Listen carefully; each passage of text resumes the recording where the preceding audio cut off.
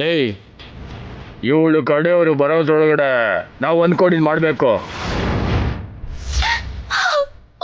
ಎಷ್ಟೋ ದಿನಗಳಿಂದ ನಾವು ನಮ್ಮ ಗುರುಗಳಿಗೆ ಹೇಳ್ತಿರೋ ಕನಸು ಇವತ್ತು ನನ್ಸಾಗಲೇಬೇಕು. ಏನಾದರೂ ಒಂದು ಚೂರು ಎಡವಟ್ಟಾದರೂ ಗುರುಗಳು ನಮ್ಮ ಪ್ರಾಣನೇ ತೆಗೆದುಬಿಡ್ತಾರೆ. ಹೌದು ಕಿಂಕರ, ಕೂಡಲೇ ಕೆಲಸನ ಪ್ರಾರಂಭ ಮಾಡಬೇಕು. ಪುಣ್ಯ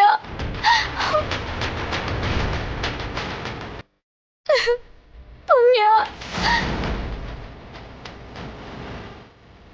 ಪುಣ್ಯ.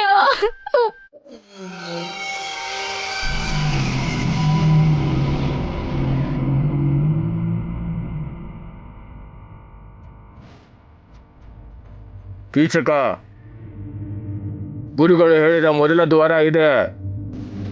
ಈ ಜಾಗದಲ್ಲಿ ಭೂಮಿ ಮೇಲೆ ಬೀಳೋ ಸೂರ್ಯನ ಕಿರಣ ತಡೆದು ಆ ಶಾಖನ ಸಂಗ್ರಹಿಸಿ ಆ ಶಾಖ ಎಲ್ರನ್ನು ಧ್ವಂಸಗೊಳಿಸುತ್ತೆ. ಇಲ್ಲಿ ಎಂಥದೇ ಗಟ್ಟಿ ವಸ್ತು ತಂದಿಟ್ರು ಕಣ್ಣು ಮುಚ್ಚಿ ಬಿಡೋದ್ರೊಳಗಡೆ ಭಸ್ಮ ಆಗುತ್ತೆ. ಮನುಷ್ಯರು ಹೋದ್ರೆ ಅಸ್ಥಿ ಪಂಜರನು ಸಿಗಲ್ಲ ಅನ್ಸುತ್ತೆ.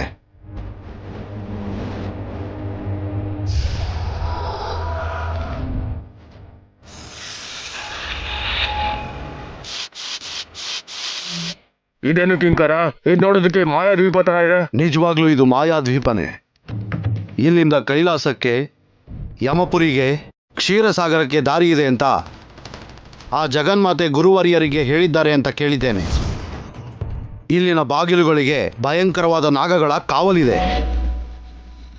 ತುಂಬ ಹುಷಾರಾಗಿರಬೇಕು. ಒಂದು ಚೂರು ಹೆಚ್ಚು ಕಡಿಮೆ ಆದರೂ ಪ್ರಾಣಾಪಾಯ ತಪ್ಪಿದ್ದಲ್ಲ.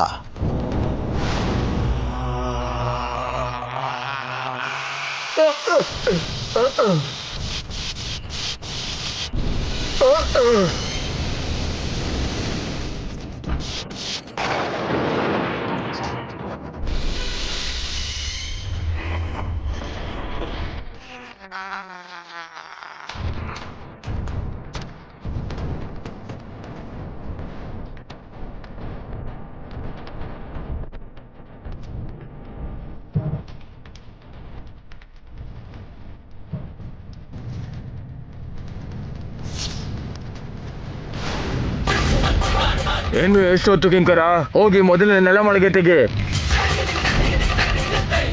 ಇರು, ಮೊದಲು ಪ್ರಪಂಚನ ಎದುರು ನೋಡ್ತಿರೋ ಮೂರನೇ ನೆಲಮಾಳಿಗೆಯನ್ನ ತೆಗೆಯೋಣ. ನಿಲ್ಲು ಕೀಚಕ, ಆತುರ ಪಟ್ರೆ ಸಾವಿರಾರು ವರ್ಷಗಳಿಂದ ಕಾವಲು ಕಾಯ್ತಾರೋ ನಾಗಗಳಿಗೆ ನಾವು ಆಹಾರ ಆಗ್ಬಿಡ್ತೀವಿ. ಆ ನಾಗಗಳೇ ನಾಗ ನಿಧಿಯನ್ನ, ಸೃಷ್ಟಿ ರಹಸ್ಯವನ್ನ ಕಾಪಾಡ್ತಾ ಇರೋದು. ಮೊದಲಿಗೆ ಪುಣ್ಯನ ಬಲಿ ಕೊಡಬೇಕು.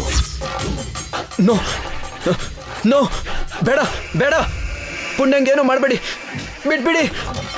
ನಾಗಬಂಧನವನ್ನು ಭೇದಿಸಿ ಸೃಷ್ಟಿ ರಹಸ್ಯನ ತಿಳ್ಕೊತಾರೆ. ಹೇ ಹೇ, ಅಷ್ಟಕ್ಕೂ ಯಾರು ನೀವು? ಏನ್ ಬೇಕು ನಿಮಗೆ? ಹೇಳಿ. ಏನು ಮಾಡದೆ ಇರ್ಲಿ ಅಂತಾನೆ ನಿನ್ನ ಇಲ್ಲಿ ಕರ್ಕೊಂಡ್ ಬಂದಿರೋದು. ಪುಣ್ಯನ ಬಲಿ ಕೊಡ್ತಾ ಇದೀವಿ. ಈ ಮೂರನೇ ನೆಲಮಾಳಿಗೆಯಲ್ಲಿರೋ ಸೃಷ್ಟಿ ರಹಸ್ಯನ ಭೇದಿಸಕೊಳ್ತಿದೀವಿ.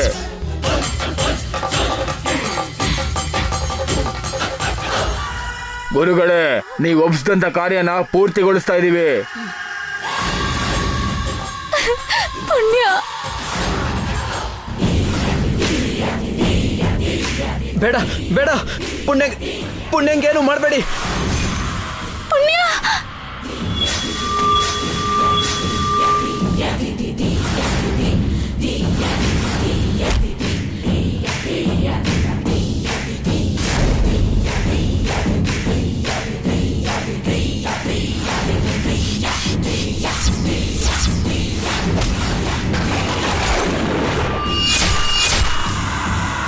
ಪುಣ್ಯ. ಅನಿರುದ್ಧ್, ಏನಾಯ್ತು? ಯಾಕೆ ಹೇಗಿದ್ಯಾ? ಏನಾಯ್ತು? ಪುಣ್ಯ, ನಿಂಗೇನು ಆಗಿಲ್ಲ ಅಲ್ವಾ? ನನಗೇನು ಆಗಿಲ್ಲ ಅನಿರುದ್ಧ್. ನಿನಗೇನಾದ್ರೂ ಕೆಟ್ಟ ಕನಸು ಬಂತಾ?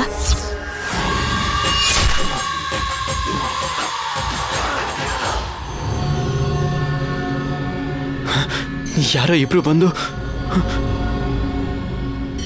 ನಮ್ಮಿಬ್ರನ್ನ ಯಾವುದೋ ಭಯಾನಕವಾಗಿ ಜಾಗ ಕರ್ಕೊಂಡು ಹೋದ್ರು.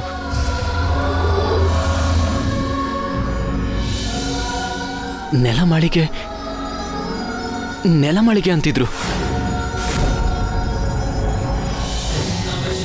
ಮೂರನೇ ಕೊಠಡಿ ನಾಗಬಂಧನ. ಪುಣ್ಯ, ನಿನ್ನ ಬಲಿ ಕೊಡ್ತಿದ್ರು.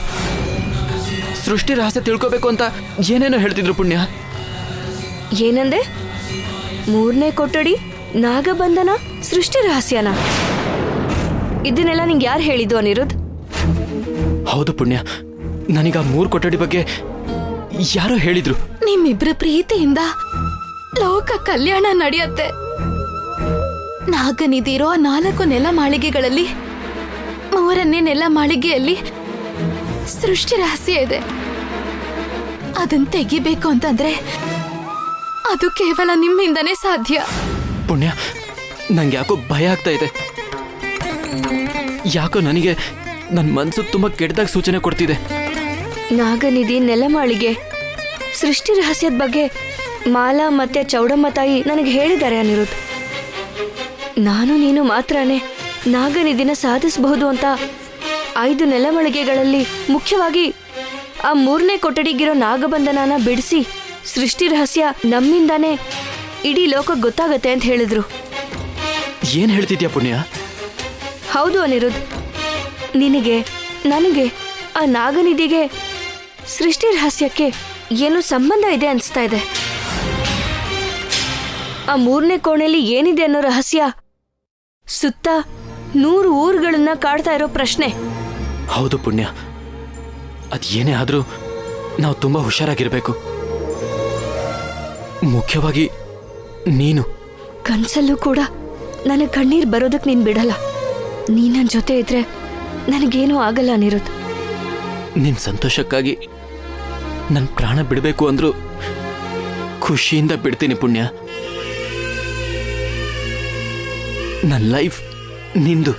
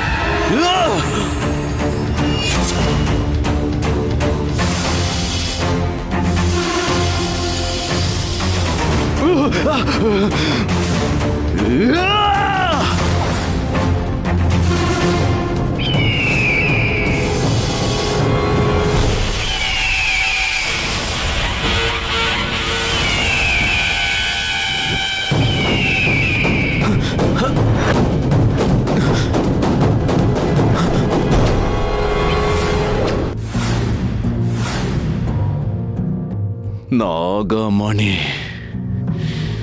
ನಾಗನಿಧಿ, ಅವೆರಡೂ ನನ್ನ 2 ಕಣ್ಣಿಗೆ ನಿದ್ದೆ ಬರ್ದೇ ಇರೋ ತರ ಮಾಡ್ತಿದೆ.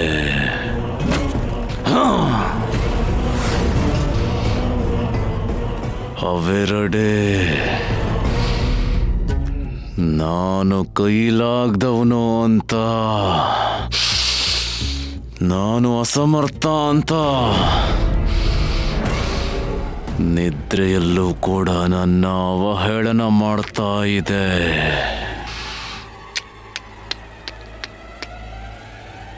ನನ್ನ ಪ್ರಯತ್ನದಲ್ಲಿ ಲೋಪನ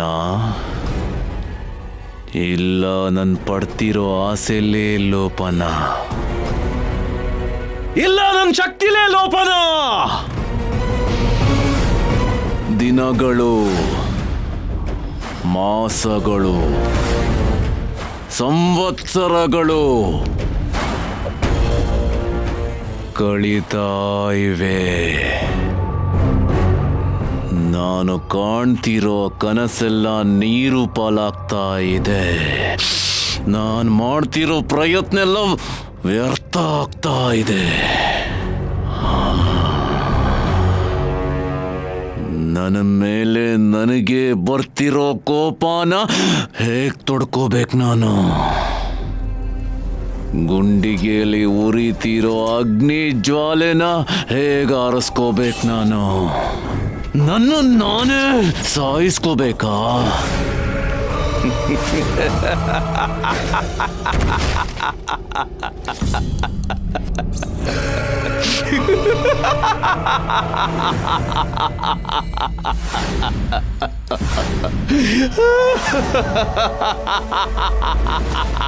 ಯಾರೋ ನೀನು?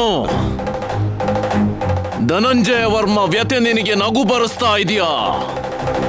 ಧೈರ್ಯ ಇದ್ರೆ ಬಾ, ಮುಂದೆ ಬಾ, ತಲೆ ಕಡ್ದು ತೋರಣ ಹಾಕ್ಬಿಡ್ತೀನಿ. ಧನಂಜಯ ವರ್ಮ, ಯಾರೋ ನೀನು?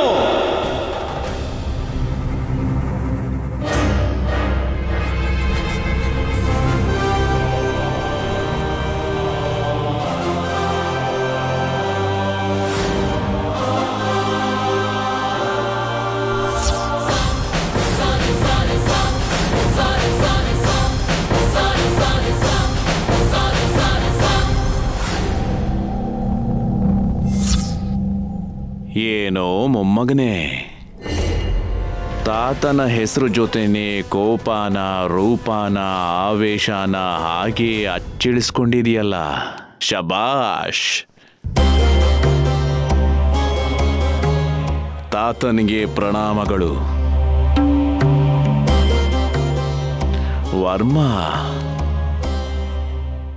ನಿನ್ ತಾತ ಯುದ್ಧಕ್ಕೆ ಬರ್ತಿದ್ದಾರೆ ಅಂದ್ರೆ ಶತ್ರುಗಳು ಸೈನ್ಯದ ಜೊತೆಗೆ ಬಂದು ನನ್ನ ಪಾದದ ಮೇಲೆ ಬಿದ್ದು ದಾಸರಾಗ್ತಿದ್ರು. ನಾನು ಕೂಡ ನಿನ್ನ ಹಾಗೆ ಆವೇಶ ಪಡ್ತಿದ್ದೆ, ಮನುಷ್ಯತ್ವ ಕಳ್ಕೊಂಡಿದ್ದೆ. ನಾಗನಿಧಿ ಸಾಧನೆಯಲ್ಲಿ ಪ್ರಾಣನ ಕಳ್ಕೊಂಡೆ ವರ್ಮ. ಅದಕ್ಕೆ ಎಲ್ಲ ಸಮಯದಲ್ಲೂ ಆವೇಶ ಕೆಲ್ಸಕ್ಕೆ ಬರಲ್ಲ. ಏನ್ ನೀವು ಹೇಳ್ತಿರೋದು? ನಾಗಮಣಿಗೋಸ್ಕರ, ನಾಗನಿಧಿ ಸಾಧನೆಗೋಸ್ಕರ ನನ್ನ ಪೂರ್ವಿಕರ ಚರಿತ್ರೆಯನ್ನ, ಆತ್ಮಾಭಿಮಾನವನ್ನ ಬೇರೊಬ್ಬರಿಗೆ ಬಿಟ್ಕೊಡ್ಬೇಕು ಅಂತ ಅಂತೀರಾ? ಅಸಂಭವ. ಹಾಗಾದ್ರೆ ನಾಗನಿಧಿ ಸಾಧನ ಅಸಂಭವನೇ. ವರ್ಮ, ರಾಮಾಯಣ, ಮಹಾಭಾರತ, ಭಾಗವತಗಳು ಇತಿಹಾಸಗಳು. ಅದರಲ್ಲಿರೋ ಸೂಕ್ಷ್ಮತೆಯನ್ನ ಗ್ರಹಿಸಬೇಕು. ಕೌರವ ಪಾಂಡವರ ಯುದ್ಧದಲ್ಲಿ ಕೃಷ್ಣನ ಸಹಾಯಕ್ಕೋಸ್ಕರ ದುರ್ಯೋಧನನೇ ಮೊದಲು ಬಂದಿದ್ದು. ಆದರೆ ಅಹಂಕಾರದಿಂದ ಪಾದದತ್ರ ಕೂತ್ಕೊಳ್ಳೋದಕ್ಕೆ ನಿರಾಕರಿಸ್ತ. ಮತ್ತೆ ಬಂದ ಅರ್ಜುನ ಅಹಂಕಾರನ ಬಿಟ್ಟು ಸಂಸ್ಕಾರದಿಂದ ಪಾದಗಳಿಗೆ ನಮಸ್ಕರಿಸಿದ. ಅರ್ಜುನನನ್ನ ನೋಡಿದ ಕೃಷ್ಣ ಯುದ್ಧದಲ್ಲಿ ಅರ್ಜುನನಿಗೆ ಸಹಾಯ ಮಾಡ್ತೀನಿ ಅಂತ ಮಾತು ಕೊಟ್ಟ. ಹಾಗಾಗಿ ರಾಜನಾದ್ರೂ ಅಹಂಕಾರವನ್ನ ಬಿಟ್ಟು ಕೇಳ್ಕೊಂಡು ಬಂದಿರೋ ಅರ್ಜುನನಿಗೆ ಕೃಷ್ಣನ ಸಹಾಯ ದೊರಕಿತು. ಅರ್ಜುನ ಯುದ್ಧದಲ್ಲಿ ಗೆದ್ದ. ನನ್ನಿಂದ ಶುರುವಾದ ನಾಗನಿಧಿ ಬೇಟೆ 4 ತಲೆಮಾರುಗಳು ಕಳೆದರೂ ಅದು ದಕ್ಕಲಿಲ್ಲ ಎಂದರೆ ಆವೇಶ, ಅನಾಲೋಚನೆ. ವರ್ಮ, ನಾಗನಿಧಿ ಸಾಧನೆಗೋಸ್ಕರ ನಮಗೆ ಆವಾಗ ಯಾವ ಆಧಾರನೂ ಇರಲಿಲ್ಲ. ಆದರೆ ಈಗ ನಿನಗೆ ಬಂಗಾರದ ಜೀವನ ಇದೆ. ಬಂಗಾರದ ಜೀವನನ ಅಂದ್ರೆ ಬಂಗಾರ ಜೀವನನೇ. ವರ್ಮ, ಪುಣ್ಯಾಳ ಹುಟ್ಟು ಸಾಮಾನ್ಯ ಹುಟ್ಟು ಅಲ್ಲ. ತ್ರಿಕಾಲಜ್ಞಾನಿ, ತ್ರಿಲೋಕ ಸಂಚಾರಿಣಿಯಾದ ಆದಿಪರಾಶಕ್ತಿಯ ಅಂಶದಿಂದ ಹುಟ್ಟಿದ್ದು.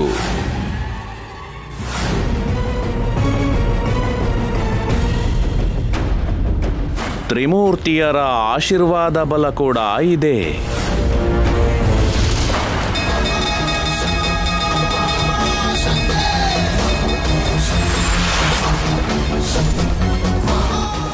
ಅವಳು ಒಂದು ಕಾರಣಕ್ಕೆ ಹುಟ್ಟಿರೋಳು.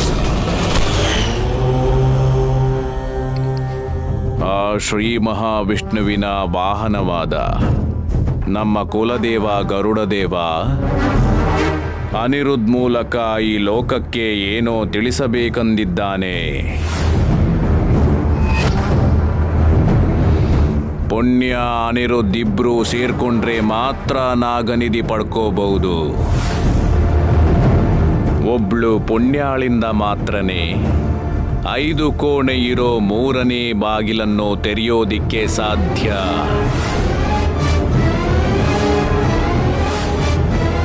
ನಾಗಬಂಧ ಇರೋ ನಾಗನಿಧಿಯನ್ನ ಪಡ್ಕೋಬಹುದು.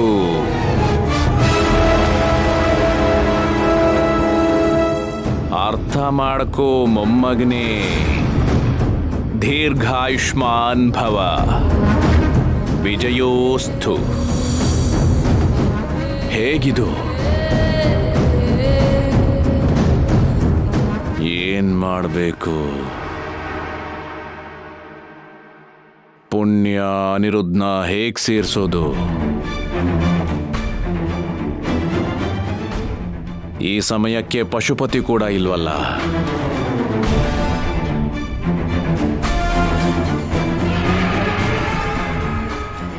ನಾಗನಿಧಿ ಅನ್ವೇಷಣೆಗೆ ಹೋಗ್ತಿದ್ದೀನಿ.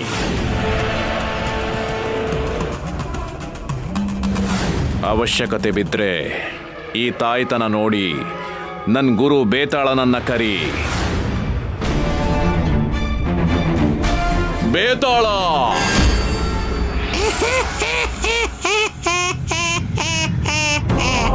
ಶಿಷ್ಯ ಹೇಳೋ ಶಿಷ್ಯ, ನನ್ನಿಂದ ಏನಾದ್ರೂ ನಿನ್ನ ಕೆಲಸ ಆಗ್ಬೇಕಾಗಿತ್ತೇನೋ ಶಿಷ್ಯ? ಹೌದು ಬೇತಾಳ. ನಾಗಮಂಡಲದಲ್ಲಿ ಸಾವು ಸಂಭವಿಸ್ತಿರೋ ಹಾಗೆ ಹರಿನಗರದಲ್ಲೂ ಕೂಡ ಸಾವು ಸಂಭವಿಸಬೇಕು. ಆ ಸಾವನ್ನ ನೋಡ್ಬಿಟ್ಟು ಜನಗಳು ಭಯ ಪಡಬೇಕು. ಆ ಭಯನ ನಾನು ಉಪಯೋಗಿಸ್ಕೋಬೇಕು. ಹಾಗೆ ಆಗ್ಲಿ ಶಿಷ್ಯ, ಚಿಟ್ಕೆಯಲ್ಲಿ ಮಾಡಿ ಮುಗಿಸ್ಬಿಡ್ತೀನಿ.